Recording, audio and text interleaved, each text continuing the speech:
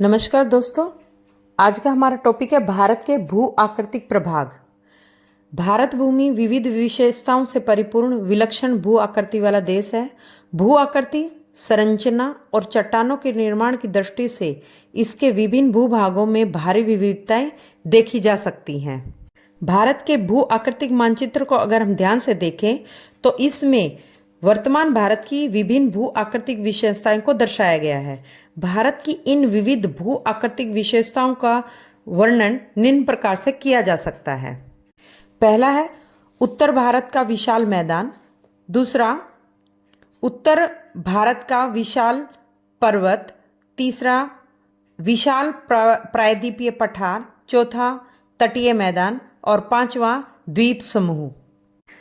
पहले हम जानेंगे उत्तर भारत के विशाल मैदान के बारे में। यह हिमालय एवं प्रायद्वीपीय पठार के बीच सिंधु, गंगा और ब्रह्मपुत्र नदियों के अवसादों से निर्मित मैदान है, जो 7 लाख वर्ग किलोमीटर के क्षेत्र में विस्तृत है।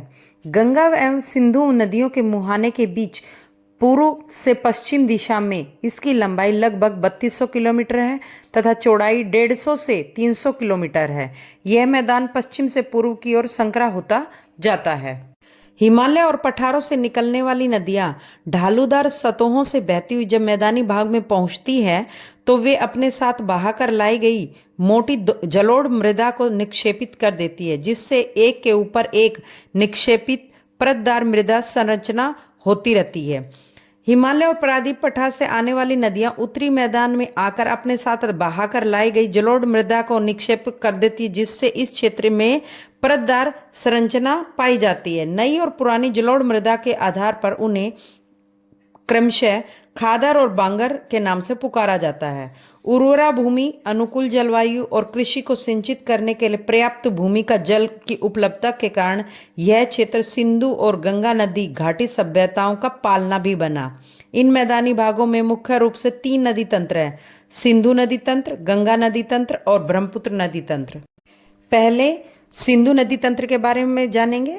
सिंधु नदी इस नदी तंत्र की प्रमुख नदी है, जबकि सतलुज नदी इसकी मुख्य सहायक नदी है। व्यास नदी सतलुज की एक सहायक नदी है तथा रावी और चिनाब नदियां झेलम नदी की सहायक नदियां हैं। झेलम और सतलुज नदियां एक दूसरे में मिल जाती है और तब सतलुज नदी सिंधु नदी से मिलती है, जो आगे जाकर अरब सागर में गिरती है। सतलुज और व्यास नदियों का संगम भारत में होता है, जबकि सिंधु नदी अपनी अन्य सहायक नदियों से संगम पाकिस्तान में होता है। अब जानेंगे गंगा नदी तंत्र के बारे में। गंगा और यमुना इस नदी तंत्र की 2 प्रमुख नदियां हैं और ये दोनों नदियां इलाहाबाद के निकट आपस में मिलती है, जिसे संगम कहते हैं। प्रायद्वीपीय पठार से आने वाली चंबल, सिंध, बेतवा और केन नदियां यमुना की सहायक नदियां हैं, जो इसमें अपना जल उड़ेलती है। और गंगा नदी का स्रोत हिमालय में स्थित गंगोत्री नामक हिमानी है।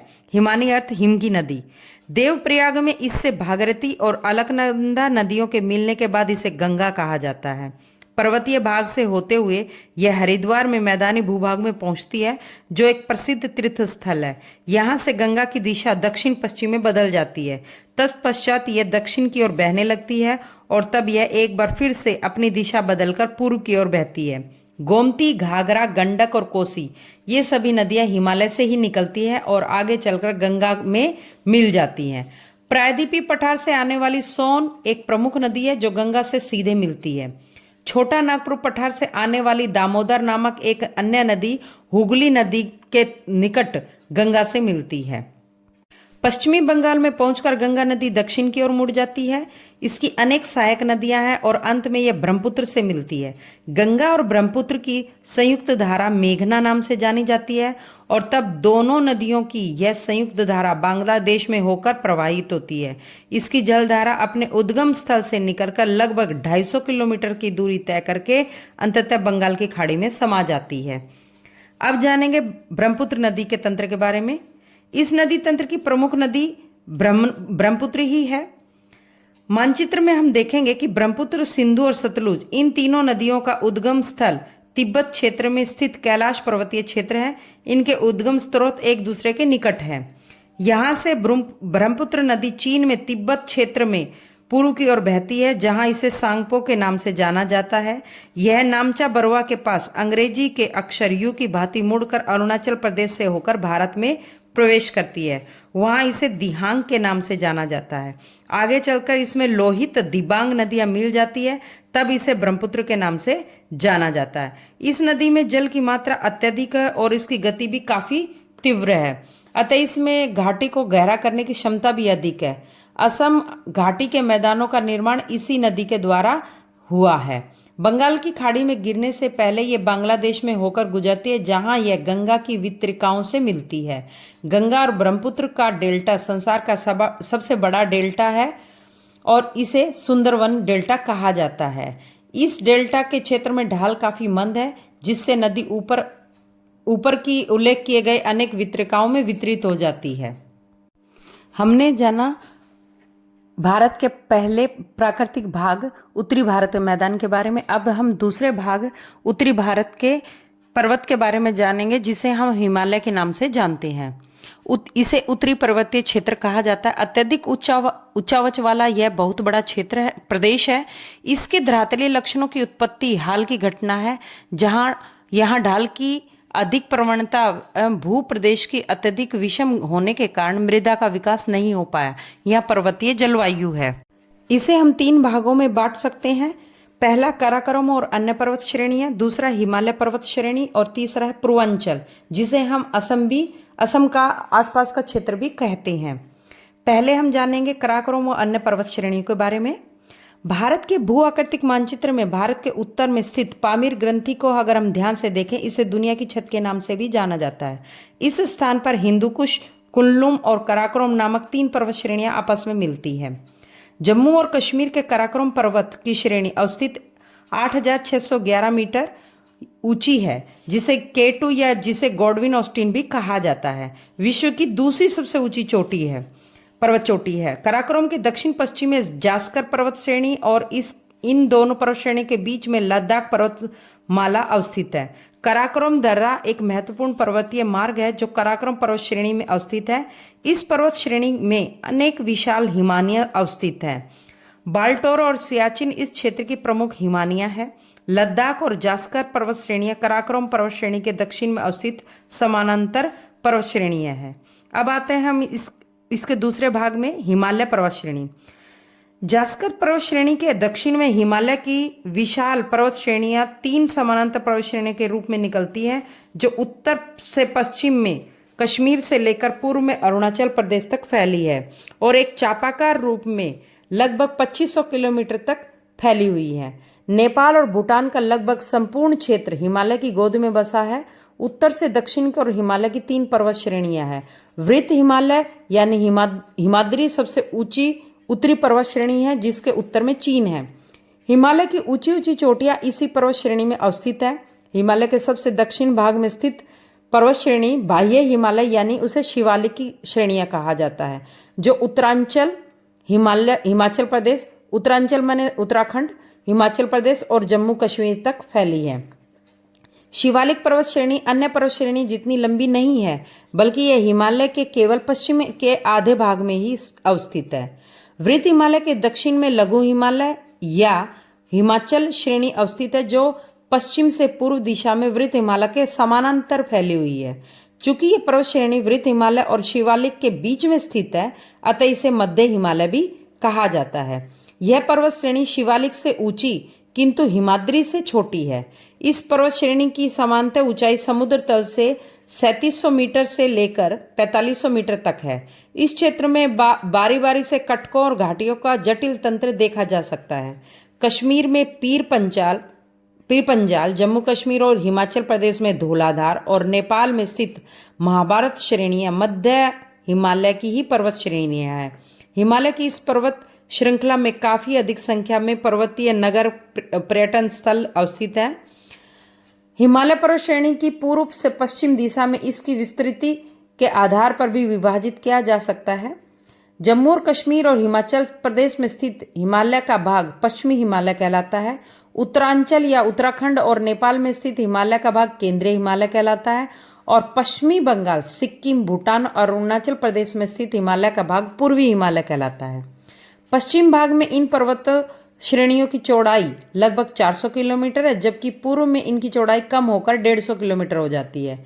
Everest 8,848 metre, Kanchenjunga 8,498 metre, Makalu 8,481 metre, Dhaulagiri 8,172 metre और नंदा देवी 7,817 मीटर ऊंची चोटियां हिमालय के मध्य या केंद्रीय भाग में अवस्थित है। कश्मीर घाटी, कुल्लू घाटी, कांगड़ा घाटी विश्व प्रसिद्ध घाटियां हैं। अब हम जानेंगे पूर्वांचल के बारे में, तीसरे भाग के बारे में। भारत की पूर्वी सीमा क्षेत्र में अवस्थित पर्वत श्रेणियों को पूर्वांचल श्रेणी या असम की श्रेणियां कहा जाता है। इसमें पटकाई बूम, नागा पहाड़ियाँ, मीजो पहाड़ियाँ शामिल हैं। ये पहाड़ियाँ हिमालय के समान ऊंची नहीं है।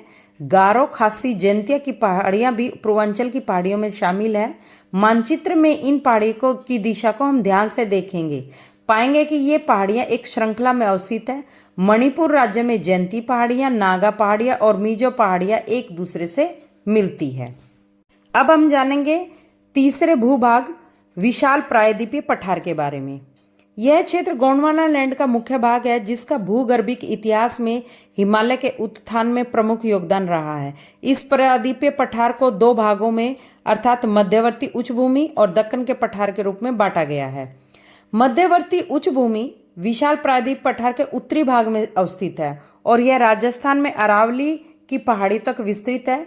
मध्यवर्ती उच्च भूमि के पूर्व में छोटा नागपुर का पठार अवस्थित है और इसके उत्तर में मालवा का पठार, बुंदेलखंड और बुंदेलखंड के पठारी भाग अवस्थित है, जिनकी उत्तरी सीमा उत्तरी जलोढ़ मैदानों को स्पर्श करती है।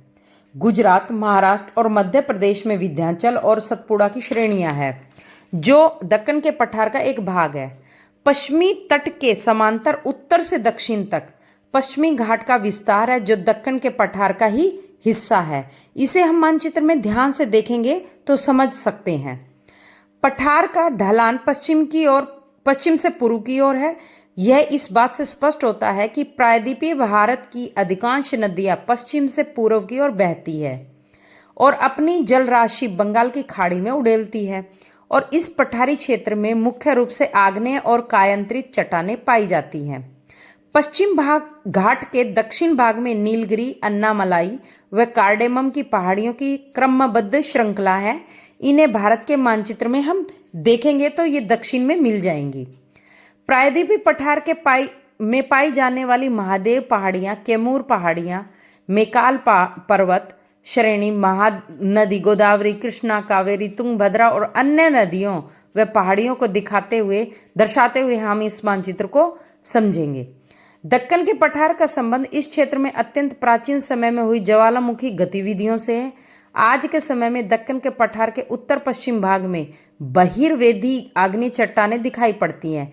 ऐसी चट्टानें ज्वालामुखी विस्फोट से निकलने वाले लावा के ठंडा होने से बनी हैं। अब हम भारत के चौथे भू आकृति भाग तटीय मैदानों के बारे में जानेंगे। भारत का दक्षिणी भाग प्रायद्वीपीय आकृति का है और तीन ओर से समुद्र से जल से घिरा है। यहाँ समुद्री तटीय मैदान हैं, जिन्हें पश्चिमी तटीय मैदान और पूर्वी तटीय मैदान के नाम से जानते हैं। भारत की तट रेखा कुल लगभग 4500 किलोमीटर लंबी है। पश्चिमी तटीय मैदान संकरा है, किंतु यह पूर्वी तटीय मैदान, जिसकी चौड़ाई अपेक्षाकृत अधिक है, की तुलना में अधिक फैला हुआ है। इन दोनों मैदानी क्षेत्रों में जलवायु, वनस्पति और आबोहवा प्रतिरूप की दृष्टि से भिन्नताएं हैं। यहाँ नदियों ने पूर्वी तट के किनारे डेल्टाओं का निर्माण किया है, जबकि पश्चिमी तट के किनारे जवार नदमुखों का। दक्षिण भारत में बहने वाली नदियों के नाम हम पहले ही बता चुके हैं।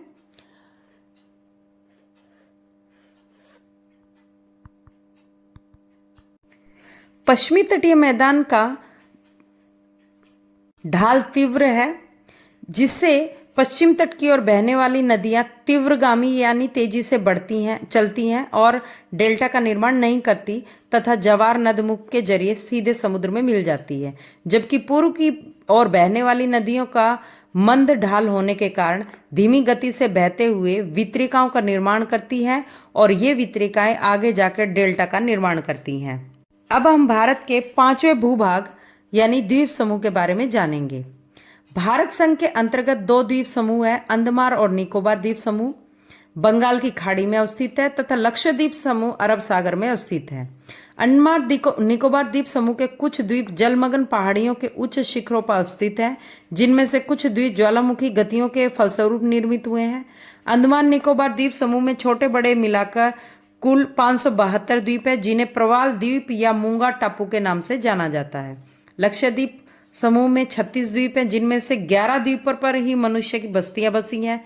इन द्वीपों का निर्माण मूंगे की चट्टानों से हुआ है, अतः ये छोटे छोटे द्वीप हैं और इनके बीच में लैगून है। इस समूह का दक्षिणतम द्वीप मालदीव के काफी निकट है। द्वीप भी मूंगे के टापू के नाम से जाने जाते हैं। भारत का दक्षिणतम बिंदु पिग्मेलियन पॉइंट यानी इंदिरा पॉइंट ग्रेट निकोबार में स्थित है। हुगली नदी के मुहाने पर गंगा सागर द्वीप स्थित है। यहाँ हाल ही में न्यू मूरे द्वीप निर्मित हुआ, जो भारत व बांग्लादेश के मध्य विवाद का विषय है। पम्वन द्वीप मन्नार की खाड़ी में स्थित है। आंध्र प्रदेश के निकट श्रीहरिकोटा जो पुलिकट झील में स्थित है। लैंडफॉल द्वीप अंडमान व निकोबार का सबसे उत्तरी द्वीप है। कोको जलमार्ग से इसे म्यांमार के कोको द्वीप से अलग करता है।